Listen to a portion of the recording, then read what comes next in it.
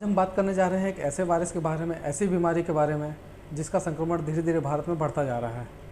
जी हाँ, Zika virus. Zika virus का नाम आपने सुना ही होगा।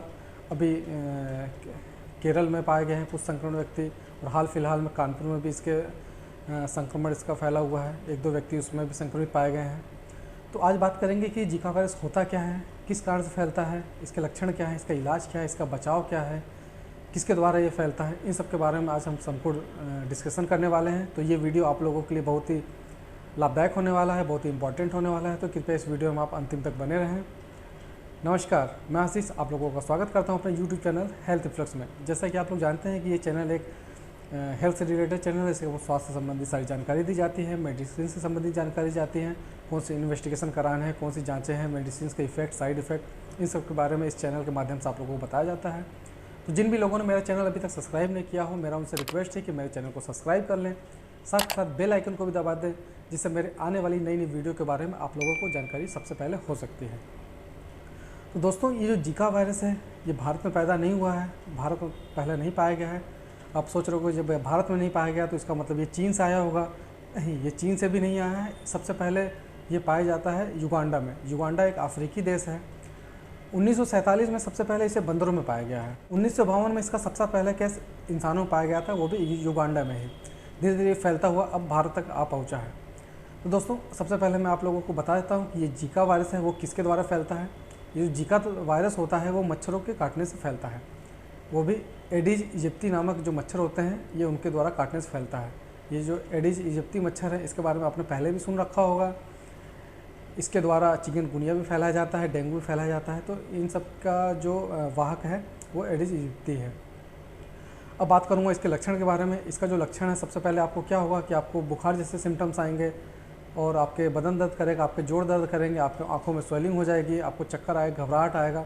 इन सब के तरह का लक्षण आपको दिखाई देंगे। इसका जो सबसे खतरनाक जो रिएक्शन होता है, जो सबसे खतरनाक संक्रमण है वो गर्भवती महिलाओं में होता है। ये गर्भवती महिलाओं के द्वारा होते हुए वो जो नवजात शिशु होते हैं उनके अंदर ये पहुंच जाता है और क्या करता है कि एक माइक्रोसिफेली नामक एक बीमारी होती है, ये उसको जनरेट कर देता है। अब आप देख सकते हैं कि गर्भवती महिलाओं से उसके शिशु में ब्लड तो नहीं जा पाता, लेकिन ये वायरस चल जा रहा है। इसका मतलब आप ये जान सकते हैं कि वायरस बहुत ही खतरनाक है। ये कैसे फैलता है? ये गर्भनाल से होते हुए शिशु के अंदर पहुँच जाता है। अब दोस्तों, आम व्यक्तियों को भी इससे बहुत खतरा है। जैसे मैंने बताया कि इसके अंदर बहुत तेज़ बुखार आता है, आपके प्लेटलेट्स घटने लगते हैं, चक्कर आने लगता है। तो आपको इससे बच के रहना है। आपको जानना है, अगर आपके आसपास कोई व्यक्ति संक्रमित, अगर इससे पता चल रहा है कि आपके एरिया में कोई संक्रमित व्यक्ति है, जीका वायरस संक्रमण है, तो आपको मच्छरों से बचाव करना है। आपको मच्छरदानी लगानी है, मॉस्किटो रिपेलेंट और मॉस्किटो किलर जो आते हैं उन सब का यूज करना है। अब मैं आपको बताने जा रहा हूँ कि ये किन किन तरीक़ों से ये फैल सकता है। जैसे कि आप अगर कोई संक्रमित व्यक्ति है उसका ब्लड अगर किसी स्वस्थ व्यक्ति में ट्रांसफ़र करते हैं तो इसके द्वारा फैल सकता है। साथ के साथ अगर ऑर्गन डोनेट कर रहे हैं तो फैल सकता है। और ये सेक्सुअली ट्रांसमिट होने वाली डिजीज़ भी है। तो दोस्तों, आपको क्या करना है, इन सब अगर आप ब्लड डोनेशन करा रहे हैं या मतलब ब्लड का ट्रांसफ़र करवा रहे हैं, ऑर्गन डोनेट करवा रहे हैं, तो इन सब में आपको सबसे पहले आपको जाँच कर लेनी है। कोई भी गर्भवती महिला है तो उसका भी अगर आप जाँच करवा सकते हैं कि उनके अंदर जीका वायरस है कि नहीं है, क्योंकि बच्चों को स्वस्थ रहना सबसे इम्पॉर्टेंट काम होता है। इसका जो ट्रीटमेंट है, अभी इसका कोई ख़ास इसका ट्रीटमेंट नहीं आया है, क्योंकि ये मतलब डेडली वायरस नहीं था, इससे जानें कम जाती हैं, इसलिए इसके बारे में अभी किसी भी लोगों ने ध्यान नहीं दिया है।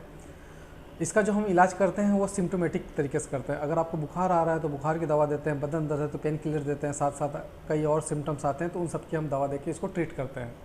लेकिन सबसे ख़तरनाक जो इसका जो काम है, मैंने बताया कि माइक्रोसिफेली के अंदर क्या होता है कि बच्चों का जो मस्तिष्क होता है वो सामान से बहुत ही छोटा हो जाता है। जैसा कि आप चित्र में देख रहे हैं, इस प्रकार से इसका रोग हो जाता है। और ये क्योर होने वाली बीमारी नहीं है, ये ठीक नहीं हो सकती। इसीलिए हमको सबसे ज़्यादा ध्यान, सबसे ज़्यादा खतरा बच्चों को होता है।